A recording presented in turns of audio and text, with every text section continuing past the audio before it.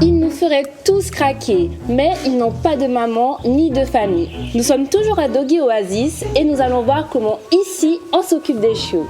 Bonjour Gabrielle, Bonjour. Tu es la directrice de Doggy Oasis. Pourquoi avez-vous des chiots à Doggy?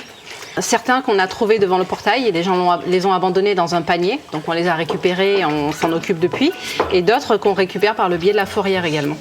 Et combien de temps vous les gardez alors? Alors en moyenne, disons 3 à 5 mois. Le but, c'est de faire en sorte que les chiots soient propres. Enfin, on les fait également participer à de la médiation avec donc les personnes âgées et tout notamment. Et du coup, quand on les propose à l'adoption, ce sont des chiens qui sont vraiment super. Comment est organisé le box? Donc ils ont leur box où ils ont leur panier pour dormir. Ensuite, ils ont la petite trappe là où ils peuvent accéder à l'extérieur et donc ils sont un peu en semi-liberté. Ils ont leur petit bassin pour se baigner s'ils ont chaud et ils peuvent faire leurs besoins dans l'herbe, donc ce qui les rend propres également.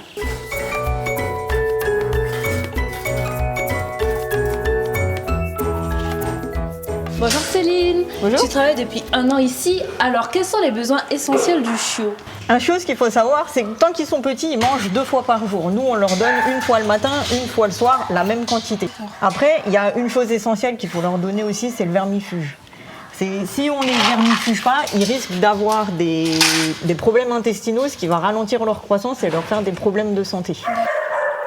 Après, pour un chiot, il y a toute la partie vétérinaire, il y a la puce, le vaccin, ça coûte très cher, il ne faut pas faire ça sur un coup de tête.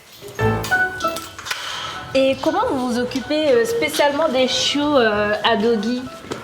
Alors, les chiots en box pour la nuit, ils sont entre chiots. Par contre, en journée, on les mélange, il n'y a aucun souci de les mélanger avec les adultes. Après, on fait attention avec lesquels adultes on met aussi. D'accord. Ça, c'est Oumi, elle aime tout le monde. Que ce soit chien, chat, elle s'en fiche. Sophia, elle est arrivée, elle avait très peur des autres chiens, elle avait peur des gens. Quand elle connaît pas, oui, faut la laisser venir toute seule. Ah, peut-être. Et c'est vrai que là, elle finit par s'approcher. Mais c'est vrai que les chiots, ça encourage aussi les chiens peureux à s'approcher des gens. D'accord. Je crois que c'est la première fois qu'elle vient vers moi. Mais c'est... Ouais.